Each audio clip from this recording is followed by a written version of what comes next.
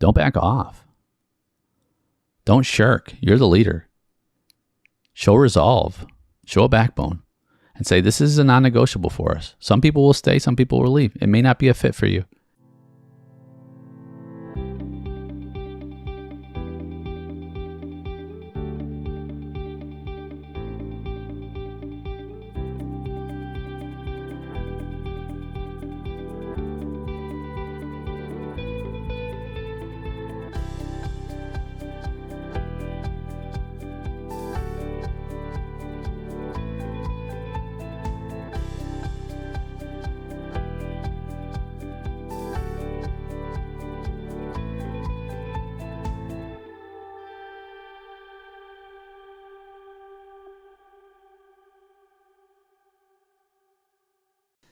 Hello, my friend, and welcome to this Friday episode of A Call to Leadership. I'm Dr. Nate Saul, your host. And if you're new to the show, every Friday we have what we call our Solo Fridays. Just you and I in the trenches working on one tool for your leadership tool belt so that you have one more opportunity to aim for greatness in leadership, serving others. That's really the heart, I believe, of effective leadership. And this is a variety show. So actually every Monday, I have co-hosts come alongside of me and we do what we call Business Mondays. And it's current issues in business.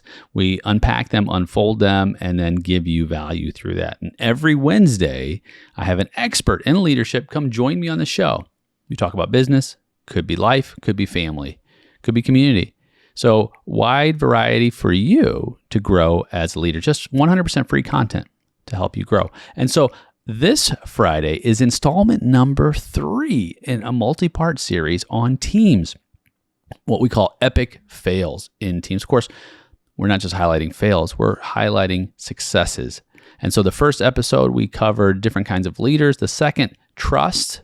And this is the third. We're going to talk about something that's really dear to me in terms of leadership. It's a non-negotiable when I build a team. It's something that we rarely really focus on or dissect or drill down to and understand the different parts of this and why it's important. But what it is emotional maturity. Emotional maturity is a hallmark of effective teams. What's emotional maturity? Well, emotional maturity can be described as self-control to manage your emotions, working to understand them. An emotionally mature person does not view emotions as a weakness, but we value them and we cultivate and utilize them to best help our teams thrive. And you've been around people, I've been around people who have emotional maturity, been around people who have emotional immaturity. We're going to look at some different aspects of that, some characteristics. We're also going to take a look at emotional intelligence and how that is a part of the emotionally mature team. And for me, I've found, even over the years, I've had people on my teams who have lost it emotionally, and it's hurt the teams. I've had people who have had defensiveness, who shut down when there's conflict rather than being receptive to feedback and open to other perspectives. I've had people, and you might have too, and you might have been this. I've been this too. You might have had people who are rigid, where they see everything only from their own point of view, and they can't step outside of themselves to see another perspective. You might have had people who have had a habitual sort of knee-jerk reactions emotionally rather than taking time to process their emotions before reacting. In fact, I've found that the emotionally mature person has developed a deep sense of self, is authentic, and we're going to talk about that. The emotionally immature person is mocks people, criticizes them, and really from a place of insecurity rather than encouragement. And so we're going to talk through lots of different stories and really unpack this so that by the end of the episode, you'll have an understanding of how to proceed with emotional maturity in your own walk, but also understand the value of it as you build teams to help them become super emotionally mature. Now, when do people focus on emotional maturity? Usually when it's too late. We usually focus on emotional maturity when we are facing some kind of a crisis and people don't step up. They step out, right? And some of those things I just talked about earlier. Emotional maturity tends to find its way into the purview when we're facing a high challenge situation. And then we are tested. In fact, I remember one tax season when I totally blew it. I was tired. I was actually under the weather. I was sick. And we had what I call an epic fail in our family team because of my own lack of emotional maturity. In fact, we were supposed to go to a concert on a Sunday, and my wife had a rough week, and I had a really rough week, just ready to just relax and chill. Well, my wife wanted me to go to this concert, and I said, well, I'm going to take my car and you take your car. And she was insistent on driving together. And the reason was because she just wanted to have my company because she'd had such a rough week. And friend, I just, I don't know what happened, but I just kind of lost it. And I really blew it. We had a match where we were, raised our voices, and we were just unkind to one another. Even my son was crying, and it was an epic fail on my part. In fact, the next day, my mind was like, well, I need to keep telling them about how they made mistakes, but it was really my mistake as a leader because I allowed myself to move into a position to where I didn't take responsibility for my actions. I was only seeing my point of view. And I did get defensive. I shut down, and I had a huge knee-jerk reaction. I felt attacked, and I criticized. And those are all places of emotional immaturity. And so the next day, I sat my family down, and they thought that I was going to point out all of their flaws and all of the issues. But I made a turn, and I took responsibility, and I explained how I failed the family as a leader.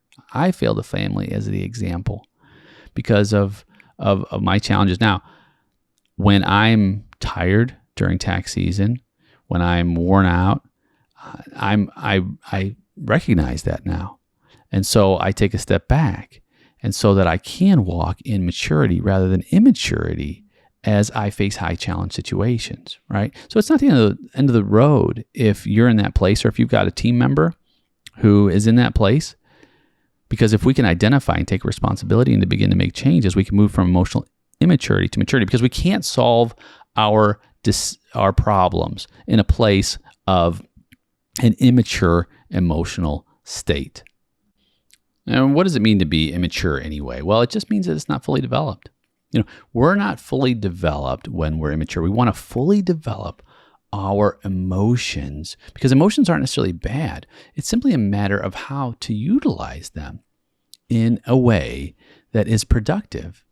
And especially in the team environment, we can have strong emotions, but the strong emotions must lead us to our desired end state. And if it's based on trust, like we had in the last episode, we can actually solve our problems utilizing emotion with intelligence. In fact, that's the heart of emotional intelligence. Emotional intelligence, I'm going to read a definition for you from Mayer and Salovey, which is this: emotional intelligence is the ability to perceive emotions, to access and generate emotions so as to assist thought, to understand emotions and emotional knowledge, and to reflectively regulate emotions so as to promote emotional and intellectual growth. Wow. So emotional intelligence, this ability to not only perceive our emotions, but to access them and to generate them so they can help or assist our thought. Okay, so they can help, and then we can be reflective, regulate our emotions, and promote emotional and intellectual growth. So this idea of emotional intelligence, or EQ, or EI, it's been called as well. If we can focus on being emotionally literate, emotionally intelligent, literate, we can improve our relationships, our careers, our health. It can promote the reduction of, if you will, or abstinence from anxiety, aggression, depression, right? We don't want that in a business environment. We don't want that in a team environment. Anxiety, aggression, and depression do not belong, at least to cohesive, successful teams, right? So we can learn to create and sustain emotional intelligence. In fact, there's a theory of emotional intelligence. Goleman had, in the 90s, had come out with this theory of emotional intelligence. And there's really 5 domains of emotional intelligence. The first one is having this idea of self-awareness. No, you and I, being self-aware is our ability to understand, recognize our moods and emotions, our drives, and not only that, but how they affect everyone else. We are not isolated. Everything we do and say, our behavior, our energy, it has an effect on others. And as leaders, it's up to us to make sure that we've created environments where our moods, our confidence levels, our abilities to monitor our own emotional state and identify our own emotions is key. It's paramount to collective effort and sustaining our businesses. You've been in environments before where you've been in a meeting and people start to get frustrated, perhaps for one reason or another. Maybe they're starting to feel like they have no say. In fact, I've been in a situation or 2 or 10 or even 15 or 20 where I've been in a meeting and perhaps someone doesn't get their way, or they feel as though they're been left out of a conversation, and they start to shut down. Have you ever seen that before? Of course. And maybe perhaps that's happened to you. And so they start to shut down, and then nothing happens, right? Nothing gets done. And sometimes they're not even aware that they've started to shut down. They haven't even tapped into the understanding that they can monitor their own emotional state. And sometimes it's okay. It's okay to feel those things. That's the idea of self-awareness. In fact, I received an email not too long ago from a client who was frustrated, and it was pretty rough. It was, and I typed a response. I was starting to get frustrated myself, and I began to assess my own emotions, recognize, how did I feel? I felt as though some of what was said was unfounded. Some of it was, and so I started to write a response, and I didn't send that response back to the individual in the state I was in, because I knew I was self-aware enough to know that the state I was in, perhaps my response was not perfectly appropriate. So I pulled a Lincoln, and I don't know if you've ever heard about Lincoln's letters they wrote, but he would write letters and he wouldn't actually send them. So the response sometimes was used as a template rather than a boilerplate. What I mean by that is it helps to talk it out in writing and deal with the issue rather than send it. And then I did send a message that said, hey, let's talk about this tomorrow, and I'd like to discuss this email with you.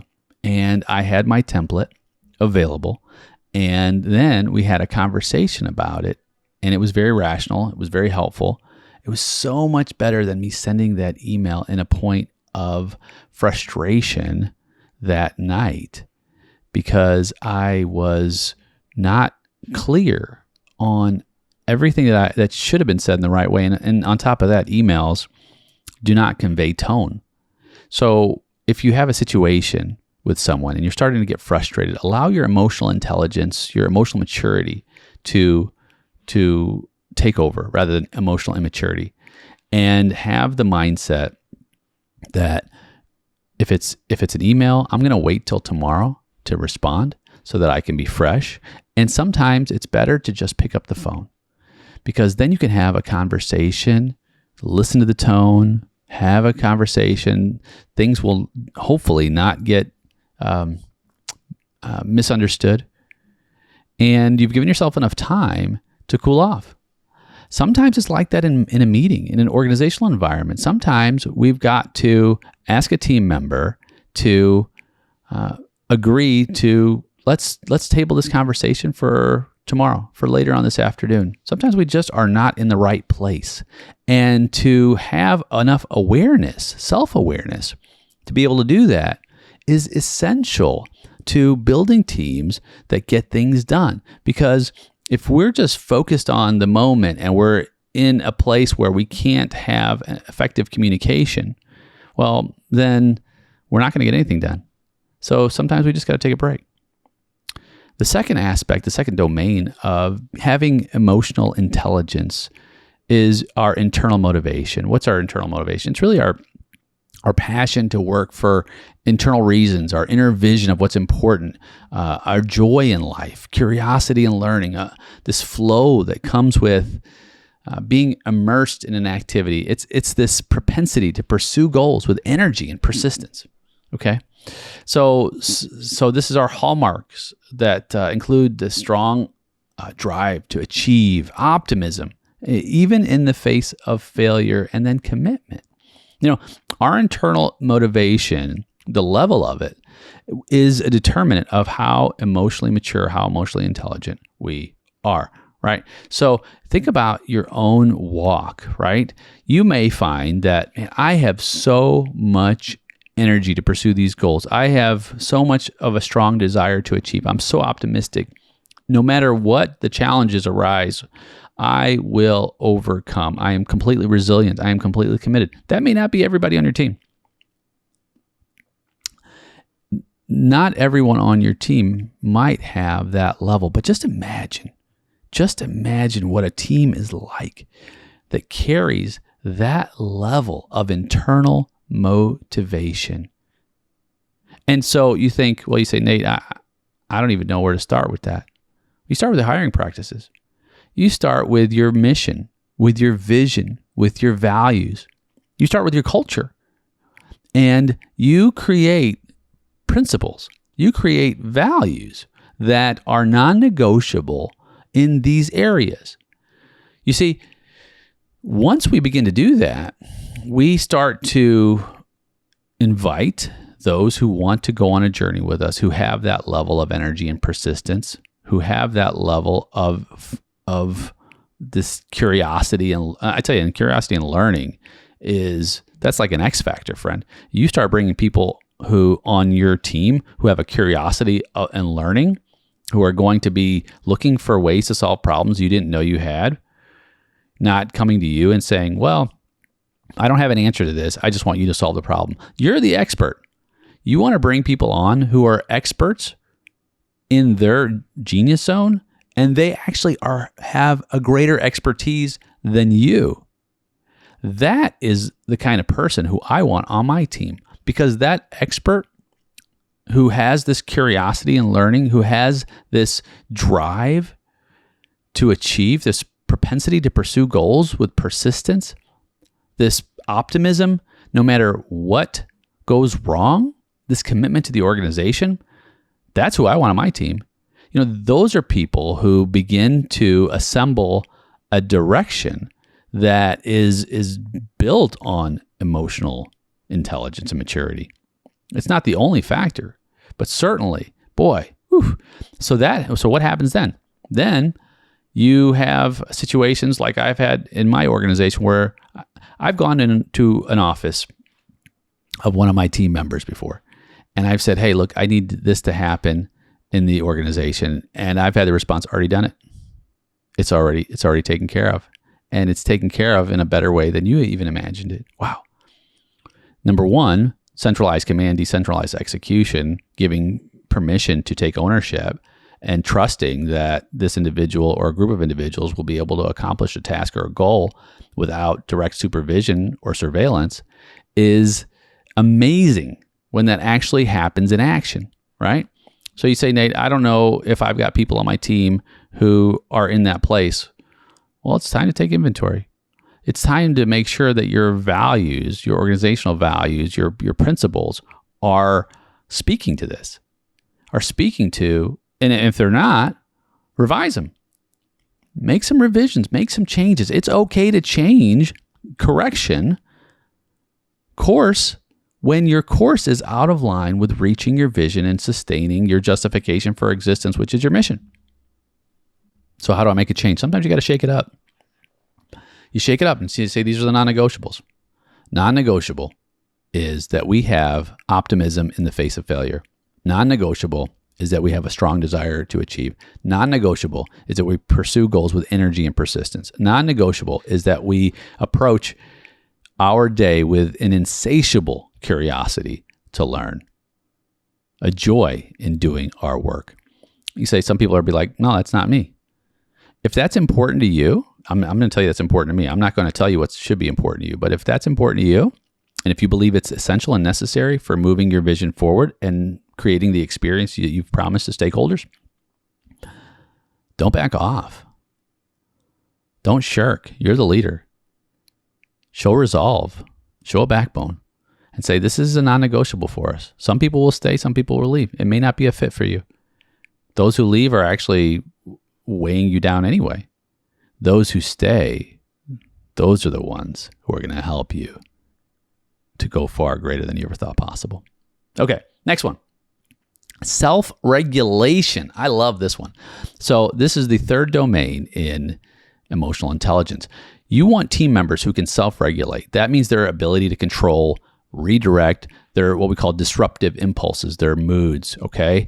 This it's a propensity to suspend judgment and to really think before acting. Huge. My mom used to always tell me, think before you speak. Think before you speak. And my son, when I tell him that, he's like, don't we always think before we speak? The point is that we weigh out what we're going to say. We discern.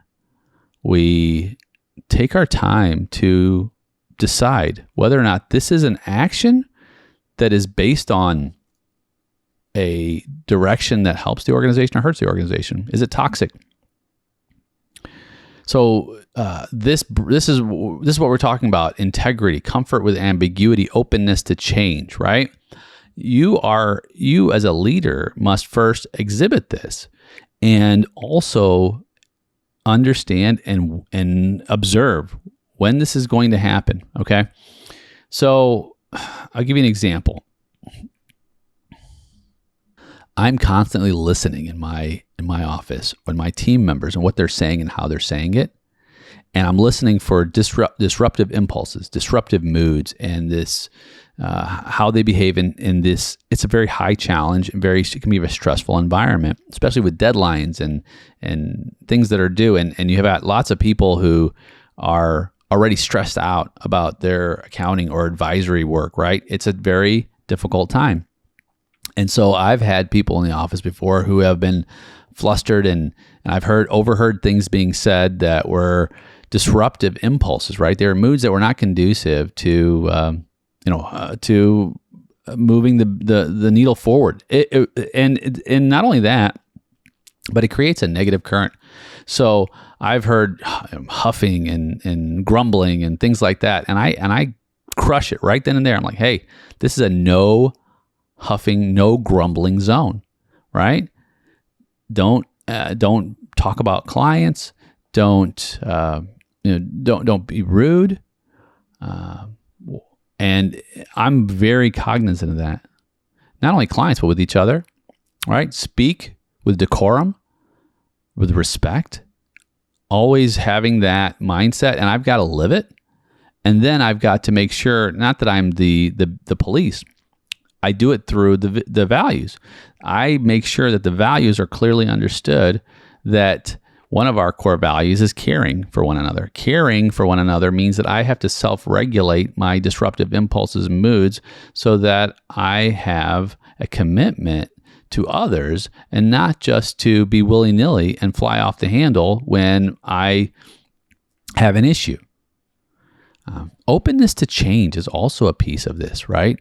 Because if I can self-regulate, then I'm not closed. If you remember the last piece that we just talked about, when we talked about emotional intelligence or maturity when we first started, people who are emotionally immature, immature are very rigid, right? They only see what they see. They only see their own point of view.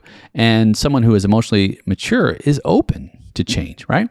In fact, I just heard a story about the desk. And if your desk has lots of junk on it, you'll be less productive. Studies that support this.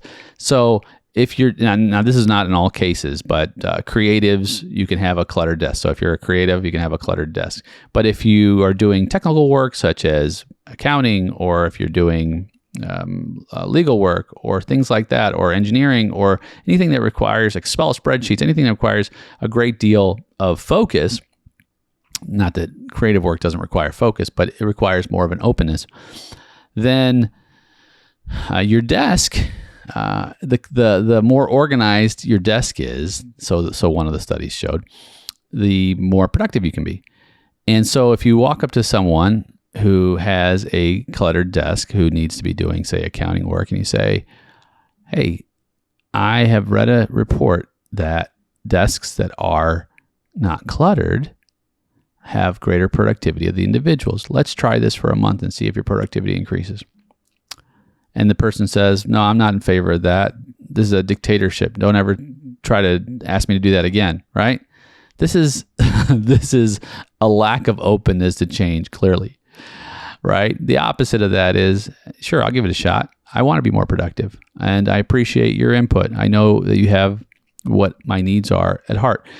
Incidentally, because we have a trusting environment, that's why I had explained that trust was the first aspect of this, because it's foundational. Because if you don't have trust in an environment, no matter what you say, people will be resistant to change, right? You've got to be the kind of person that people believe that you have their best interest at heart. And hopefully that's the environment that you've created, or the environment that you're creating. The fourth domain is empathy. You've heard me talk about empathy if you've listened to the show. And empathy finds its way into a number of different leadership approaches, servant leadership and others. And I love the idea of empathy. So the emotionally intelligent person is empathetic. You know, you can understand the emotional makeup of others, and you can treat people according to their emotional reactions, right? This is so important, because it helps us to build expertise in building and retaining talent. You know, I've got a colleague who is a savant at observing the possible talent pool and creating a model to bring people on who are a best fit for a particular role in a particular organization. It's remarkable, because this individual has tremendous amounts of emotional intelligence, particularly in this area, and having a sensitivity to what's going on in someone's feelings around him, and being able to then discern and identify how to connect with that individual. Empathy is so critical to building cohesive teams. Empathy is the way that we approach people with open hands. It's the way that we are disarmed ourselves, because we're not trying to protect ourselves, and we are open-armed. You know, in an organization to where empathy thrives, people trust, people get things done, and they count on one another, because they're each there to help one another. And they're not taking advantage of each other, because you say, well, Nate, I'd have empathy, but then people walk all over me, because you've not created an environment where people can trust that you won't take advantage of one another, because you haven't set that up in your principles. So set that up in your principles. Set that up in who you are as a leader. I know that I haven't always done this. In fact, empathy has not been my strong suit for many years. I was speaking with one of my students recently in my leadership mastermind, and I had explained that I have not always been an empathetic person. In fact, I used to be pretty cynical and cold. And my student said, wow, it's so difficult for me to even see that. I can't imagine that you would not be an empathetic person, because I had to cultivate it. In fact, my spouse has helped me a lot over the years to develop empathy. So if you're a person that you do not have natural empathy, don't worry. You can develop an empathy. And how I began to develop a sense of empathy and to understand really the emotional makeup of other people is to really just begin to listen and not judge, to consider that people are in a place that may not be ideal, and to not try to put my own way of dealing with high challenge situations onto them, but rather understand that not everybody is equipped in the same way. And perhaps even my methods are not the most optimal. And it allows me to walk in just a bit of humility so that I can be more sensitive and that I can serve our clients, our customers, and our stakeholders, our team members more effectively. All right, the last one. Here we are, home stretch. Each one of these is so important to building teams that are emotionally mature and can cohesively work. The last one is social skills. And this is really just this idea of how we become proficient in managing the relationships, building our networks, finding common ground, building rapport. In fact, we talked about rapport a few Friday episodes ago, how essential it is to leadership. And so emotionally intelligent people have strong social skills. They can lead change. They can be persuasive without being manipulative, by the way, and they can build and lead teams. Developing social skills means that I am having relationships that are built on strong communication. And this is an area that we don't always get right. I know I don't always get it right. Boy, I've dropped the ball. You say, Nate, how could you have dropped the ball with communicating effectively? I have. Sometimes things I say don't always come across in a way that I intended them to come across. Sometimes, again, my lack of empathy creeps in, and I may say something that is, it's like open mouth, insert foot kind of stuff. Like, oh my goodness, why did you do that? But the best part about that is I can go back and I can say, hey, I dropped the ball. I am sorry. What I meant was this, but this is what I said. And it's not at all how I hoped this conversation would go. Would you give me another chance? You'd be so surprised how forgiving people can be when you approach them in a spirit of humility and growth, when you've missed it with managing relationships, building your network. And also, another aspect about persuasiveness and building your network is that when it's not about you, when it's about us, when it's about we, then your social skills begin to manifest in a way that completely takes a brand new step up. It's so remarkable how we can do this. I think about Steve Jobs. I've talked about Steve Jobs a number of times on the show because I did a lot of research on him and Apple. And this is a person who had tremendous social skills. You say, well, Nate, isn't he also known for wild emotional tirades and having people quit on him because they just couldn't work for him because he's too much of a tyrant? The answer is yes. That doesn't mean that he didn't have tremendous social skills. When we're talking about the proficiency in building his network, finding common ground, building rapport, Steve Jobs was masterful at it. He studied greatly in how to communicate, how to be persuasive, how to lead change. Think about the change that he led. I mean, literally, the technological revolution was built on some of his most innovative ideas, and the way he built his teams to create platforms and products that the world had never seen and still have yet to disrupt is remarkable. So some of the ways that he was able to create his social skills was to understand people at their very base level, what they wanted most.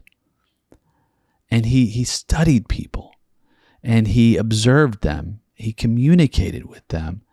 He listened, and he spoke intelligently, rationally, persuasively because he spoke with one aspect of leadership that we miss so much.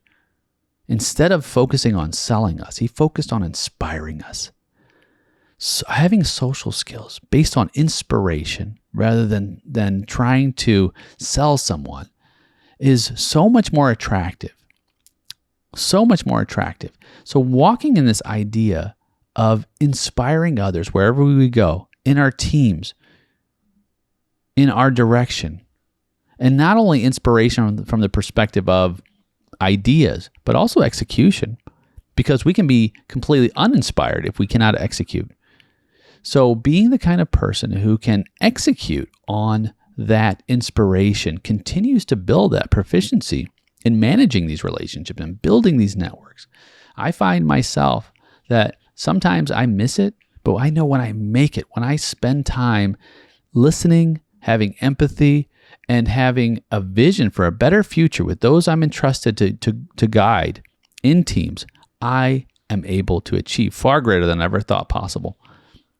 And friend, if we can manage to start evaluating and implementing these aspects of emotional intelligence, start bringing people on, including ourselves, who have emotional maturity, that is an aspect of team leadership that will move from epic fails to epic wins. Well, that's it for this episode. I can't wait for you to listen to the next one. And I'm Dr. Nate Sala. So enjoyed our time together. This is A Call to Leadership. This show was actually born out of that business, those relationships. I found that entrepreneurs and professionals were missing aspects of their leadership that fed into their bottom line and helped their businesses be successful. If you're in that place where you feel, oh my goodness, my tax person or my accountant, I can't find them, or maybe the service wasn't up to my expectations, do not despair. I'll leave how you can find us in the show notes.